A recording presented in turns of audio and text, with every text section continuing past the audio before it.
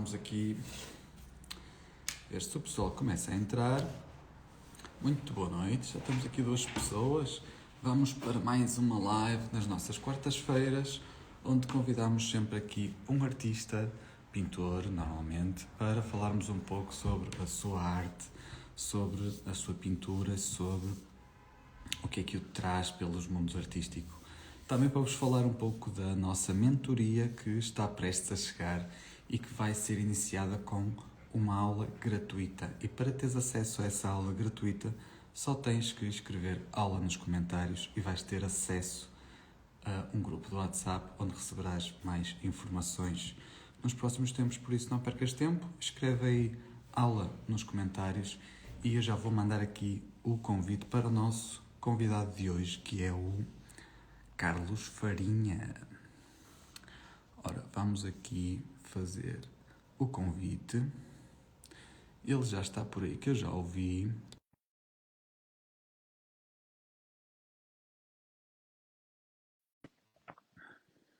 Também já mandou o convite, ótimo. Por isso, vamos ver se hoje não há aqui erros técnicos. E cá está ele. Muito bem-vindo, Carlos. Muito boa noite. Olá, Lionel. Como estás? Tudo bem, Tudo bem. ótimo. Já há algum tempo não nos vemos. É verdade. Tens vindo ao norte?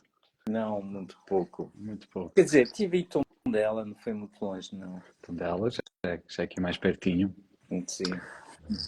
Então, Carlos, bem-vindo aqui às nossas lives de quarta-feira.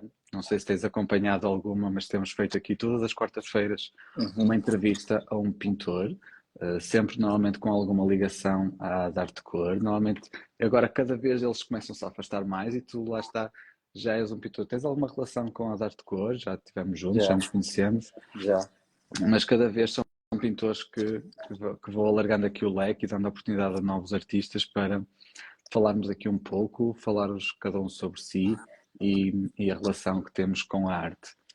Comecei aqui um bocadinho esta live a falar sobre uma eventual mentoria que estou prestes a montar, que vou falar sobre identidade artística. E lanço-te esta questão. Quando é que realmente te sentiste pintor? Ainda hoje não me sinto pintor, ao fim e ao cabo. Ok. Queres falar sobre isso? Ou como é que foi o teu percurso e como é que tu te sentes hoje relativamente a isso? É difícil, por causa que fui uma das pessoas felizes que consegui logo, desde muito novo, fazer aquilo que gosto. Meus pais ajudaram-me, fiz a António Rui Faculdade de Belas Artes e realmente o meu percurso foi de forma natural. Okay. Essa questão de sentir pintor, ou essa questão da identidade artística, ser artista, o que é muito complicado. Mas realmente, porque aqui há várias coisas envolvidas, não é? Porque Sim, era um bocadinho pensar um pouco à volta disso, quais são as que são realmente importantes para ti, o que é que para ti faz sentido. Acredito que no mundo dos artistas existem muitas formas de pensar arte e pensar pintura e na verdade hoje aqui o que interessa é perceber qual é o teu ponto de vista relativamente a isso. Então posso dar a minha opinião. Basicamente eu sou um artista autorial, faço aquilo, aconteceu-me, e voltando à tua pergunta, aconteceu-me por volta dos 33, 34 anos, decidi fazer o que me apetece. Me apetece no sentido que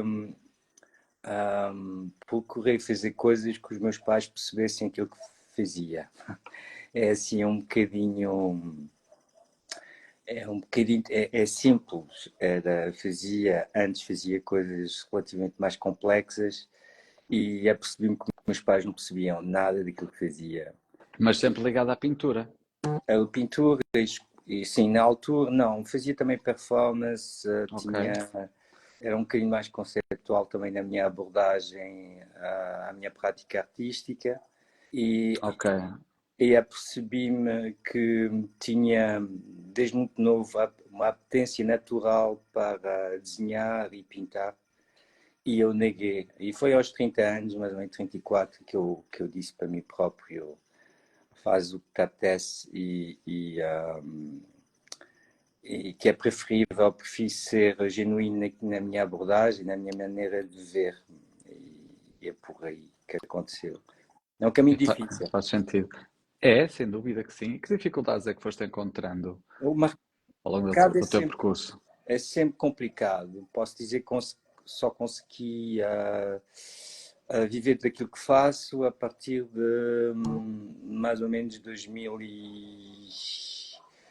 Foi desde a crise, mais ou menos, daquela primeira crise.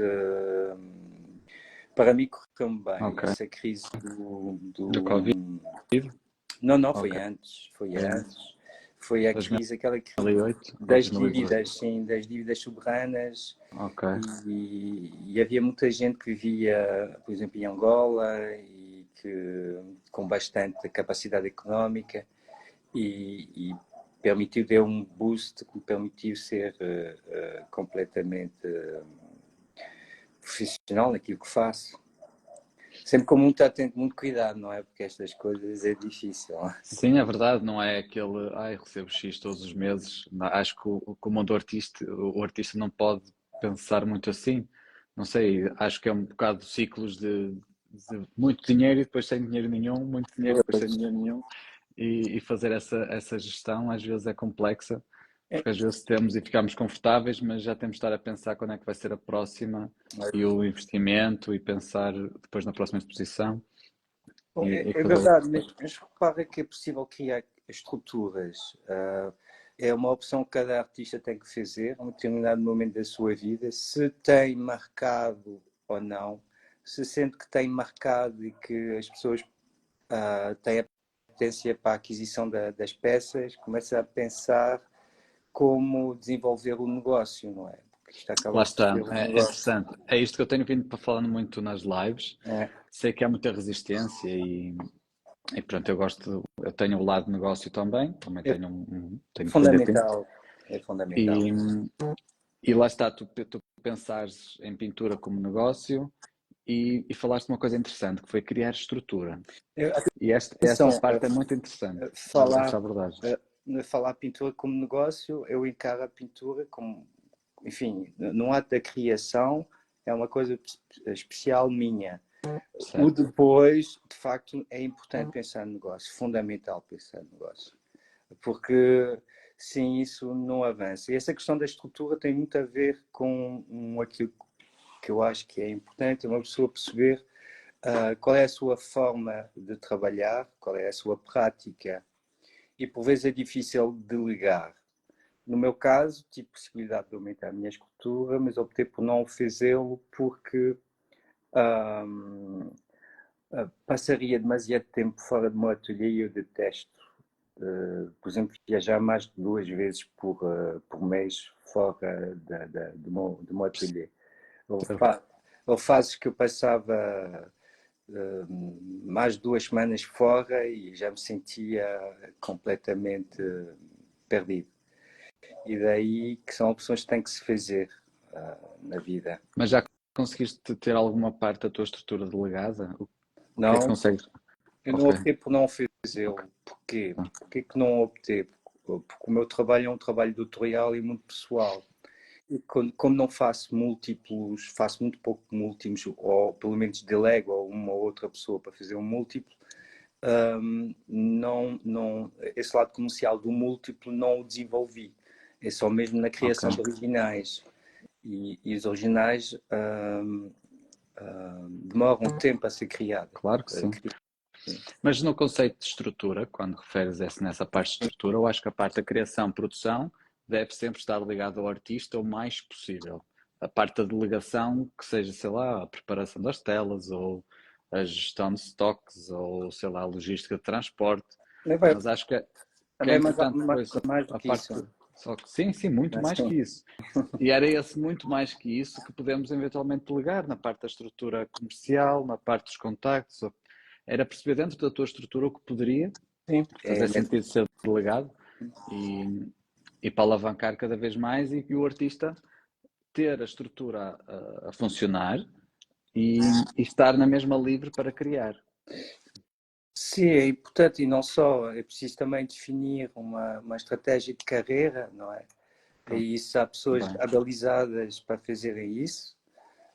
Eu pessoalmente eu faço como me apetece, mas é fundamental que isso aconteça. Uma pessoa definir uma estratégia de carreira e há pessoas habilitadas e que sabem perfeitamente definir um trajeto.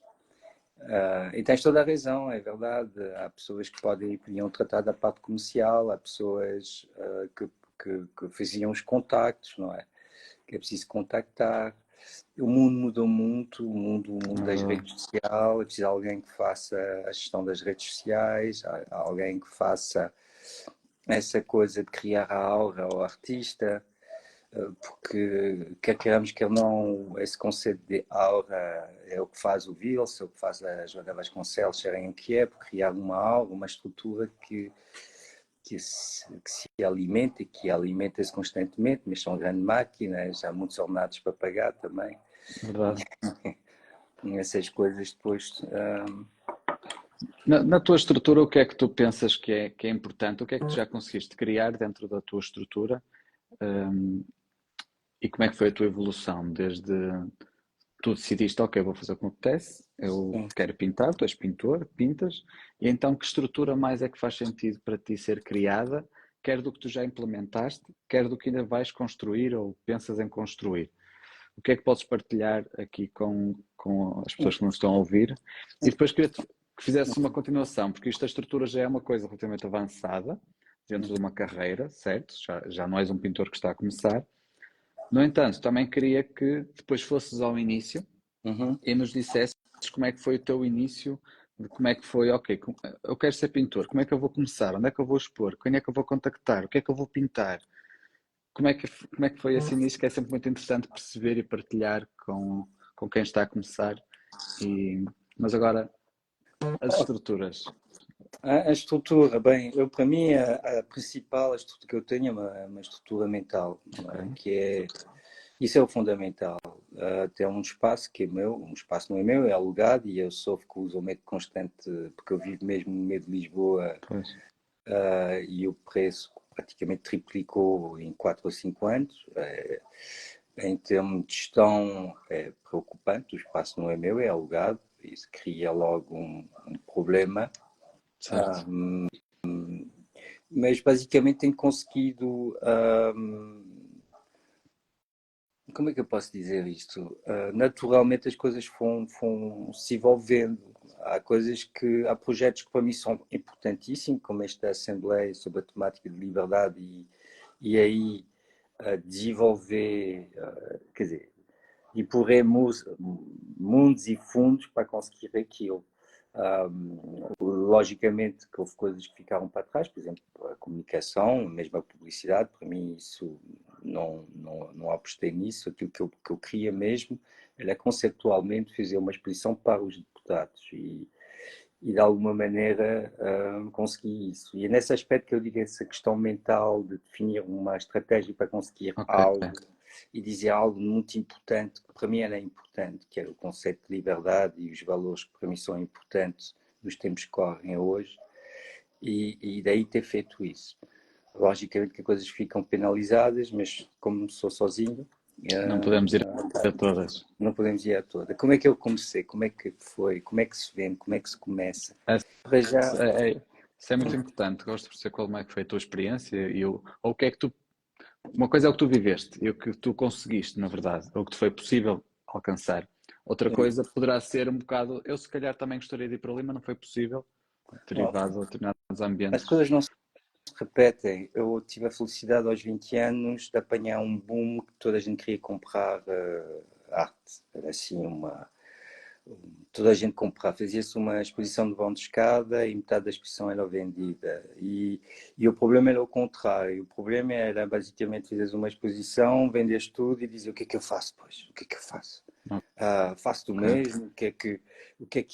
Porque isso também é um problema, não é? Uma pessoa com sucesso acaba depois por A criar um demanda. problema. Consigo, como é que vamos criar demanda? Yeah. E daí que perceber, e demora muito tempo a perceber que o foco nunca deve ser o resultado final. O foco deve ser sempre o prazer de pintar, De o execução. prazer de criar, a execução. Se uma pessoa uh, focalizar essa angústia só para o resultado final e para a venda, Cria as uma coisas não ansiedade acontecem. grande. E daí que é importantíssimo ter esse foco no gostar da oficina, o gostar de criar, o gostar de continuar a se maravilhar, de experimentar.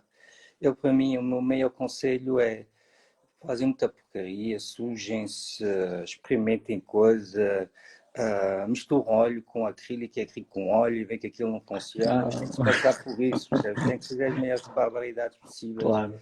Quando se está a começar aí que se tem que ser escala, aumentar a escala das coisas, experimentar, a frustração é importantíssima, e porque para ganhar uma bagagem que vai permitir desenvolver-se a si próprio, Verdade. experimentar é tão bom. Tu já Verdade, o essa fez. parte, essa parte da experimentação é muito, muito importante e não ter medo de falhar. E hoje em dia, e principalmente no meio artístico, estamos sempre à procura do momento perfeito, a obra incrível, a obra inacabada. Há muito esta ideia romântica dentro do mundo artístico que tem que ser perfeito, tem que ser aquela obra, tem que estar. Yeah. E vive Eu não muitos sou artistas assim. dentro disso. Eu sou mais Joseph Beuys. Para mim, o importante é o processo. O processo é que faz uma pessoa viver. E no meio das coisas, há coisas felizes que acontecem no caminho. E é engraçado, porque essa coisa da perfeição, pois, é muito angustiante. Eu lembro quando era novo, só pintava à noite, até às 4, 5 da manhã. Depois ia para, quer dizer, ia para a borga, depois quando voltava começava a pintar. Depois dormia até tarde, depois tinha uma vida boémia. Depois a vida muda quando se é pai e ter um emprego das 8 às 5. Então influenciou bastante, tipo, surgir aí uma nova vida e tu ele tem um clique. O que é que achas, o que é que sentes que mudou na tua mentalidade, principalmente? É perceber que em vez de estar um mais um, passamos a ser três. E essas coisas mudam completamente. E também deu também uma certa paz, um espaço que é nosso, que é o da nossa família, da nossa intimidade, que eu tento preservá-la também, que é importante nos dias de hoje. Muito bem. Qual foi eu gosto muito de fazer esta pergunta. Qual foi a coisa que mais que te disseram que te incomodou numa exposição tua, que não gostaste? A pior crítica, digamos assim. Isso é normalíssimo. Quem está nesta área e não é capaz de dizer não gosto, qual é o problema? Há trabalhos de outras pessoas que eu não gosto também, quer dizer, ninguém tem o dom de fazer a obra suprema dizendo que toda a gente vai gostar. Não. Claro. O que é que pode que se calhar algum comentário mesquinho que eu percebi que era só apenas e tão só por mesquinhez e pequenez. Nunca vou dizer mal de um colega. Isso é uma coisa que é para mim essencial. É tão difícil estar nesta área que nunca direi mal de um colega. Porque sentes na pele o que é que ele está a passar também. E Sim, porque é um meio difícil, é difícil ser profissional e trabalhar nesta área, porque o mercado é limitado e uns fecham-se e copam e não dizem nada, e passar por muita coisa, porque eu comecei a pintar, comecei a expor, tinha eu 18, 17 anos, e já vou com 53, já são alguns. já são alguns. Aí é difícil, passei por várias fases, há altos e baixos, um facto, e é uma maratona, não é? Uma pessoa tem que ganhar as almas para continuar e não desistir, porque há momentos extremamente angustiantes. E há Sim, sim, outros. faz parte de pensarmos que quer a vida do pintor, quer outra vida qualquer, por mais estável que uma pessoa possa achar que é, tem sempre altos e baixos e a vida, eu acho que a vida é mesmo assim. É um ciclo Ainda que bem. vai oscilando e nós temos que andar aqui a saber surfar o momento, porque Ai, no dia a dia temos momentos bons e momentos maus e faz parte. Temos sempre que saber trabalhar nesse sentido. Eu próprio no meu projeto também sinto que tem sido um processo, tem sido um percurso uma e coisa ótima no teu produto que é a qualidade do teu pigmento, que é fantástica. oh, E isso não há preço. E eu queria já desde já, embora pinte um pouco a óleo, porque não tenho condições no momento espaço para fazer, porque eu misturava as tintas e estava-me a dar cabo da cabeça, então optei pelo acrílico. Mas as experiências que eu tive, e até porque dou algumas aulas de óleo, o teu produto é fantástico. É continuar Obrigado. a apostar nisso e chegar o mais longe possível. Também tem sido difícil. Lá está, eu acho que apostei no nicho do nicho. Eu acho que fui, Exatamente. fui Não é para a só isso, pintura tu e tens a ainda fui para o óleo. concorrência das grandes marcas, quer dizer, muito difícil. Ainda há pouco tempo tive em contacto com uma grande marca, mas é de acrílico, e estava a ver o potencial todo que eles neste momento têm, tanto dos óleos de mistura como os retardantes, os aceleradores, os espessantes. Isto é, o pigmento acaba por Vai baixando. Tanta coisa que se mistura ali que tem mais mistura de coisas do que pigmento. E sim, é uma das coisas que eu tento implementar na tinta e mesmo quando tento ajudar alguns pintores no processo de pintura, é explicar os processos e perceber, usufruir o máximo da tinta o mais pura possível. Porque quanto mais esse processo está na base inicial, mais pigmentação existe, mais riqueza, mais saturação, mais vibra a pintura, mais ela chama o espectador. E, e nota-se perfeitamente quando há um trabalho mais nesse sentido, que eu acho que eu acho que vai buscar aquilo que tu tinhas comentado da aura. Quando se olha para uma pintura assim, que tem esses critérios, quando se aposta na qualidade, quando às vezes não é preciso dizer nada, olha-se para a obra e ela quase que chama por nós. E eu acho que sim, isto é uma coisa muito especial. Não sei se já sentiste isso com algumas obras ou outras que te afastam. Parece que tipo, não me está a puxar aquilo e às vezes é só o material. eu acho que é preciso perceber perfeitamente e gostar da história da arte. E quem gosta de Rocco tem que gostar de um bom pigmento e de perceber o, o quanto a cor é importante. O espectro cromático tem uma gama incrível e saber o que é um pigmento é fantástico. Mesmo dessa ressalva é de facto estás no nicho do nicho. E mais difícil do que isso, porque os teus clientes normalmente não têm a carteira muito abonada também, porque Certo. infelizmente e os artistas que têm a carteira recheada não trabalham a óleo, trabalham mais com cordas ou com martelo ou com secões atualmente. É verdade.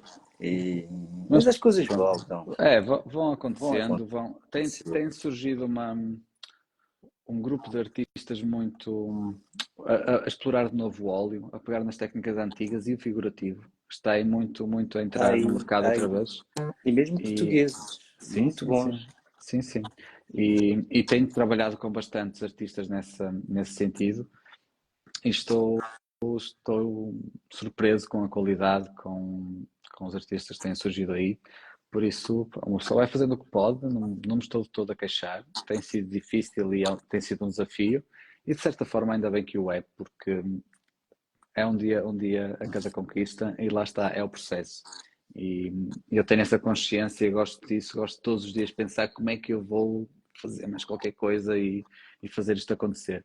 E estas lives também servem um pouco para isso, para partilharmos, eu divulgar artistas, para divulgar o meu trabalho e mostrar realmente o que é que andamos aqui a fazer.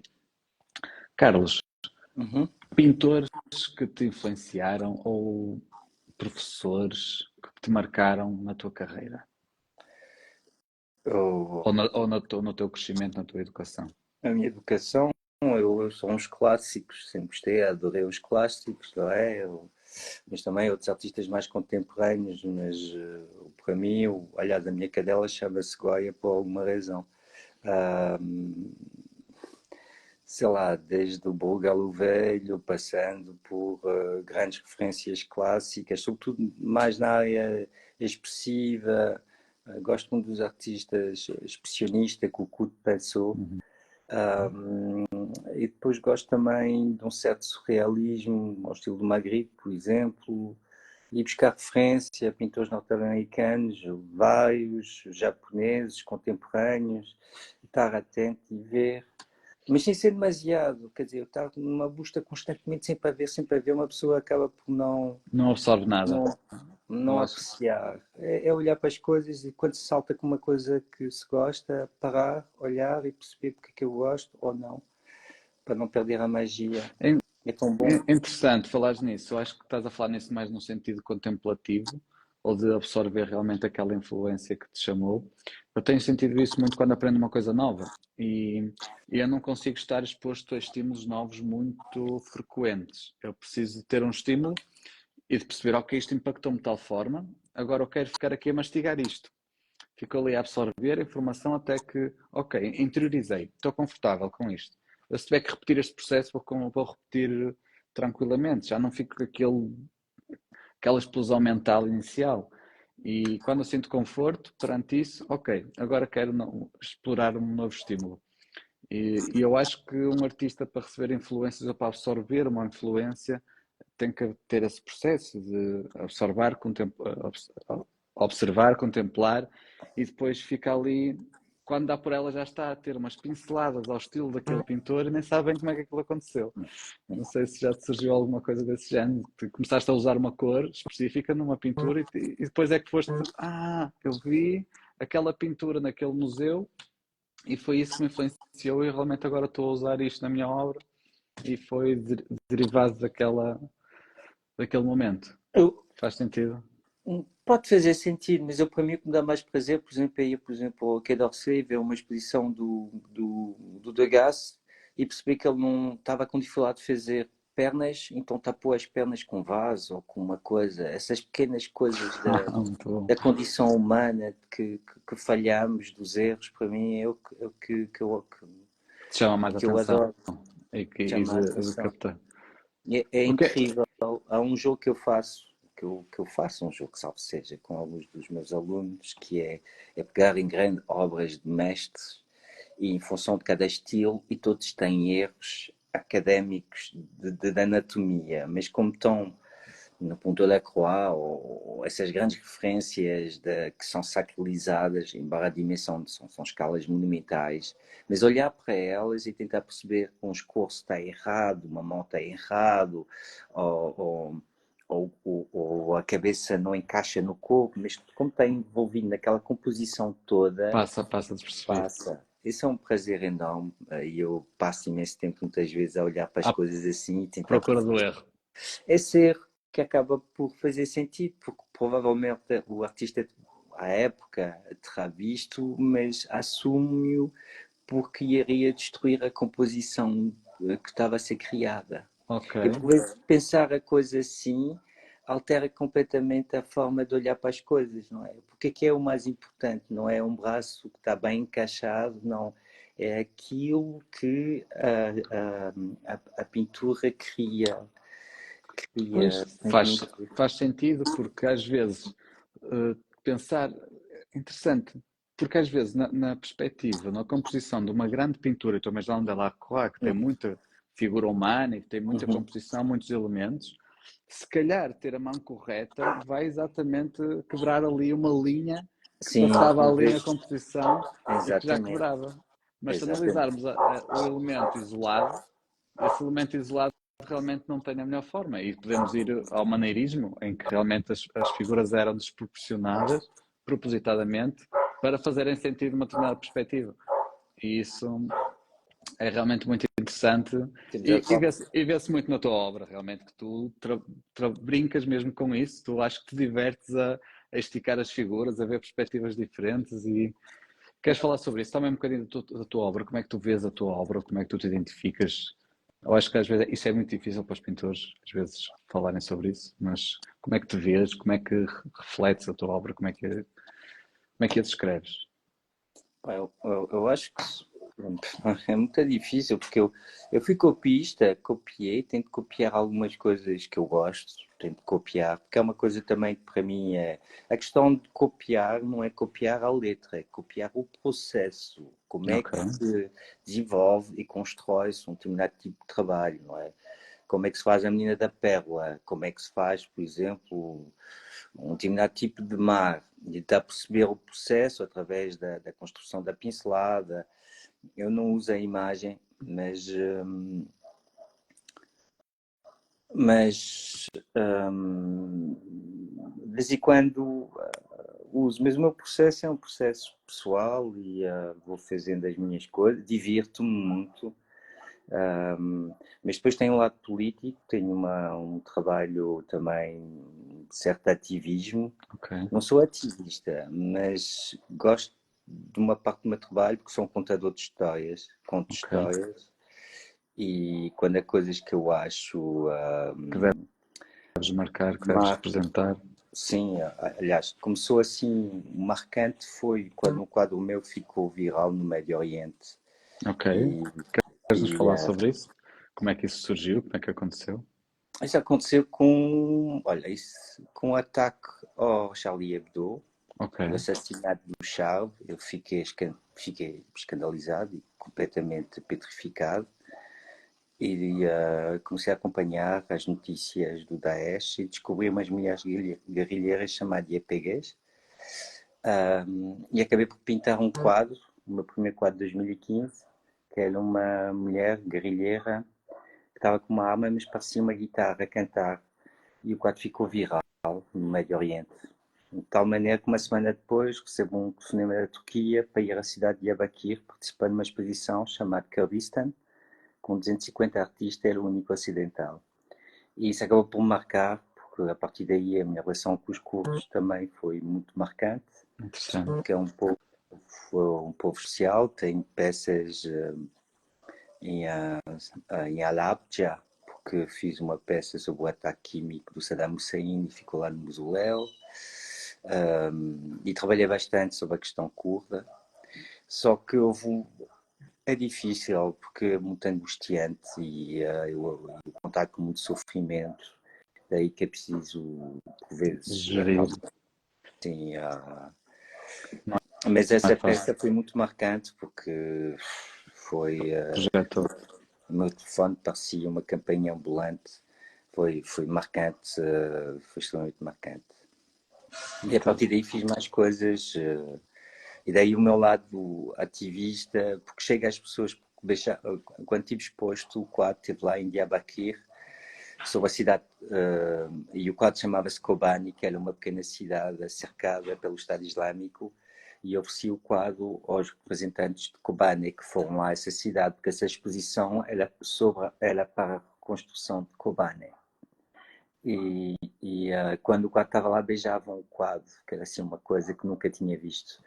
Beijar um quadro, assim, surreal. E a partir daí percebi um, que uma imagem pode ter uma Um eficácia poder. política e É um um poder poder. brutal. É assim, eu sinto isso porque, sabes, sou restaurador Sim, e as peças e a arte sacra que vou trabalhando, acontece isso muitas vezes. Principalmente quando estou a fazer restauros ao vivo, já aconteceu várias vezes eu estar a trabalhar e as pessoas metem-se à minha frente porque querem tipo, venerar e ter esse contacto com as peças porque lhes diz muito e eu tenho que respeitar isso, afasto-me e as pessoas fazem o que têm a fazer e eu volto a trabalhar.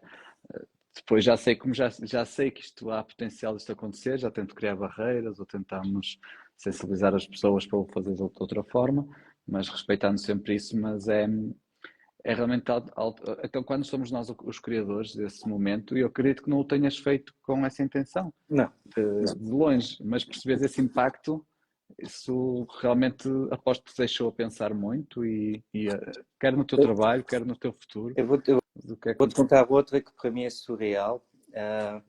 Eu fiz um quadro em 2013, não tinha nada a ver com isto, que era quatro personagens uma em cima das outras, e a última personagem, o fundo era negro e fez um sol amarelo. Quatro personagens. E quando eles viram este quadro, ficaram extremamente sensibilizados e chamaram-no de cordista. Na altura chamava-se Making Sense. ok, E porquê? Porque o Kurdistan está dividido em quatro: Síria, Iraque, Irão e Turquia. E o símbolo do Kurdistão é um sol, que estavam a combater o Daesh, que era negro. Então tiveram uma leitura direta da imagem e ok, apropriavam-se da sua leitura. chamava-se Making Sense. Era para ser capa de um livro chamado Kurdistan, só que houve o golpe do Erdogan e as pessoas com quem estava a fazer o livro foram presas na altura. Por isso, também já recebi ameaças, por isso também... Imagina, estando nesse historial todo, o teu telefone não era só de notificações boas, acredito. Não. Isso parei também um bocadinho, porque de facto é brincar com coisas... Não é brincar, porque são coisas importantes. E as pessoas são importantes. Mas estás a tocar em feridas bem Tocou sensíveis. assim. Bem sensíveis. Mas, e sim, por isso é curioso pensar nesta tua parte ativista e perceber o quão de propósito, o quão a tua obra pode ser realmente importante e impactante por isso.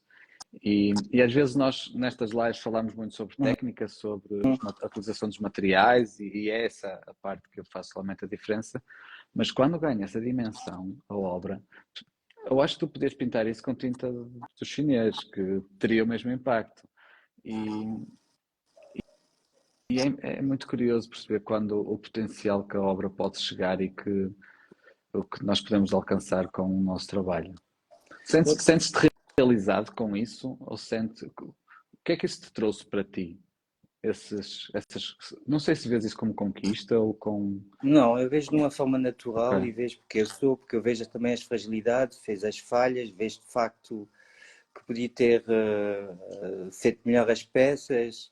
Aquilo tem a ver com o momento e acontece. Eu acho que, para mim, as pessoas são muito importantes e quando há injustiças eu fico fulo e tenho que fazer qualquer coisa.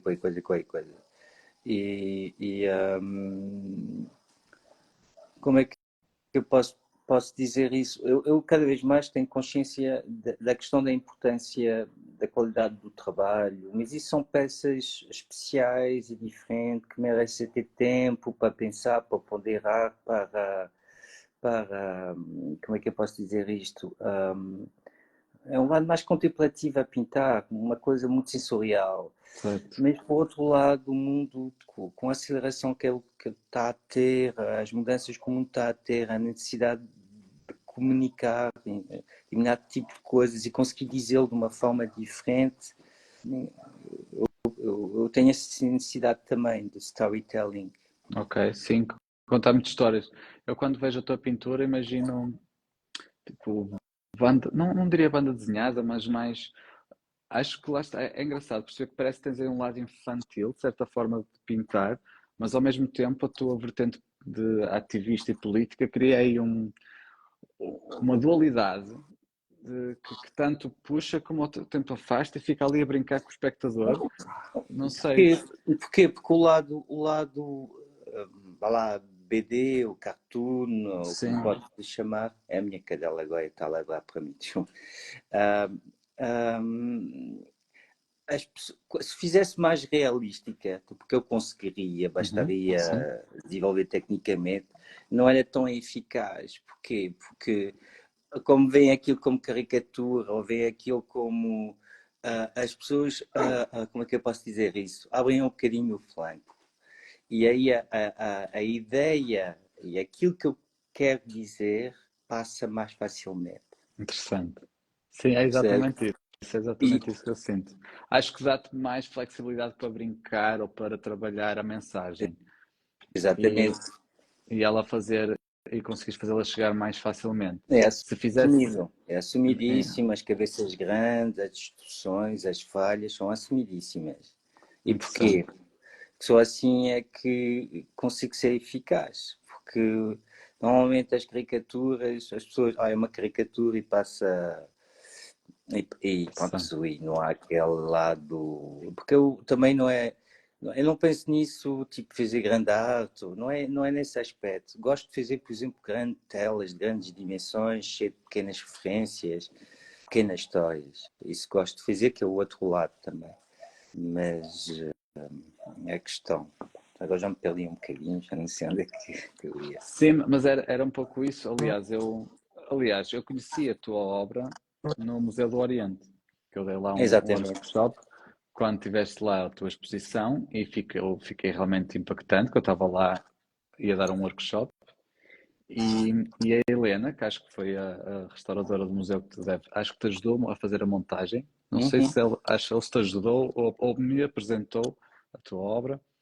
E eu fiquei ali tipo curioso e decidi, não, tenho que falar com este pintor e tomei então a decisão de entrar em contacto contigo. E realmente foi essa sensação que tive de ao mesmo tempo parecer uma coisa tipo tão infantil, de tão simples que era, mas ao mesmo tempo com uma carga de mensagem muito, muito forte. E Eu posso contar uma pequena coisa que é curioso, que foi esse primeiro mapeamento foi do conselho dos meus pais chamado Proença Nova, em que estava lá exposto esse quadro, em que, por exemplo, a aldeia tem várias toponomia, toponomia, acho que é. pronto. Sim, Basicamente, há uma aldeia que chama-se Val da Ursa e eu pintei uma ursa. A outra chama-se Val Porco e eu pintei uma porca num vale. E para mim foi extremamente interessante perceber que são as pessoas de Proença Nova que conseguem ler completamente o quadro.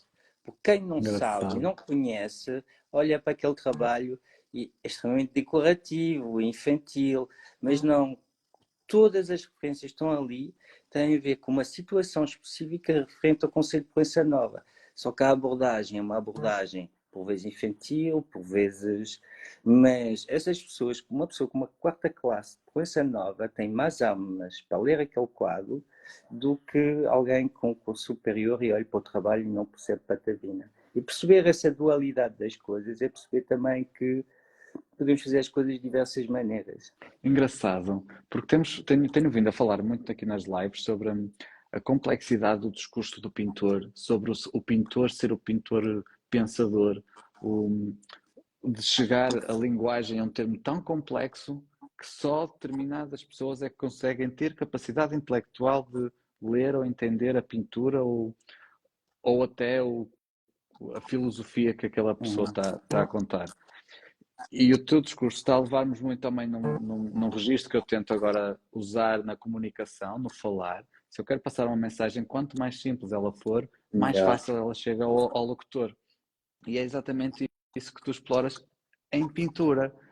E nunca ninguém me tinha dito que faz isso de forma consciente em pintura. Normalmente há sempre no mundo dos artistas, é sempre quanto mais complexo, quanto mais eu desenvolver, quanto mais eu for mais à frente, Não, melhor. E é engraçado que tu porque, fazes exatamente o processo contrário. porque eu porque é perceber que o elástico estica, estica, estica e temos cada vez mais na ponta do elástico, temos a esquecer que existe milhares de pessoas pelo meio que é preciso necessário alimentá-las. Eu nunca As está do meio e até as antes do meio. E é Sim. exatamente como tu disseste, uma pessoa da quarta classe consegue fazer a interpretação, a leitura da tua obra, porque está associada às referências que tu tinhas lá, e é exatamente isso. Quando nós conseguimos falar de uma coisa complexa a uma pessoa que tem a quarta classe, ou que tenha um grau de entendimento menor, se calhar ela vai chegar a muito mais gente do que quando temos um discurso bastante complexo. Atenção, mas não invalida o facto de ser importante ter discursos Não, complexos. O não que de eu acho é que todo. é É um caminho, importante é uma opção. é a opção. O que eu acho que é importante e para mim foi extremamente claro na minha vida, que é se eu quero contar histórias, a quem é que eu conto histórias? Quando Exatamente. normalmente e isso mudou um bocadinho a minha forma de olhar para as coisas. Contar histórias a mim próprio. Ah, então, Ora, boa análise, porque é muito isso que eu falo. Tipo, quando vamos buscar depois a venda também. Porque também sim, isso a vai questão da também, venda depois também é ajuda. a venda é se tu fores autêntico contigo próprio, que é isso que eu tento A venda ser, e acaba por perceber essas acontecer. coisas, vai acontecer. Pode, em vez de vender 20, vende um, mas pronto, tem uma venda, não é? Ok. Mas, e depois é perceber que nós temos uma escala de tal maneira pequenina e existe uns cavalos muito grandes a necessitar muito de dinheiro, não é? E não temos assim tantos colecionadores. E é uma coisa terrível que não temos no nosso país, que é um museu de arte portuguesa, um museu que de facto faça. Isso era fundamental. E porquê que era fundamental o Museu de Arte Portuguesa? era autores como, por exemplo, o Julião Sermente ou, sei lá, Paulo Arrego, um museu que faça de facto honra a quem eles foram como Bem, criador. bem E visto.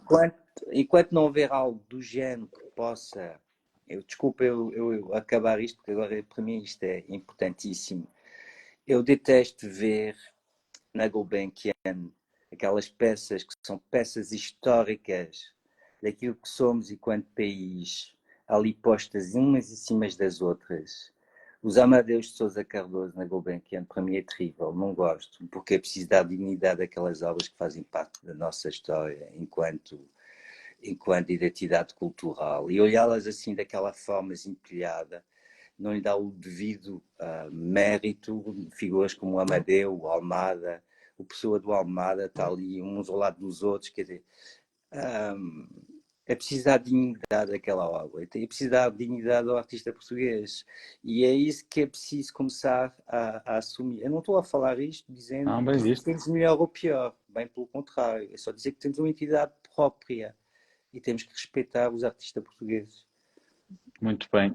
Olha, e gostei desta fase. Acho que te vou deixar, que tu também tens compromissos entretanto. Sim, sim. Agradeço-te imenso teres deixado Obrigado. este bocadinho aqui. Foi uma conversa incrível. Gostei da tua perspectiva e de te ouvir falar e acho que vai ser uma excelente partilha. Isto vai ficar disponível no YouTube. Depois partilho o link Ok, contigo para partilhares com os teus amigos. está Por bem. isso, Carlos, foi um grande gosto, um grande Um abraço abraço. e a Obrigado. todos um abraço do fundo do tubo e até à próxima. Até a próxima. Obrigado. Tchau, Lina. Boa sorte. Para a empresa. Obrigado, até à próxima.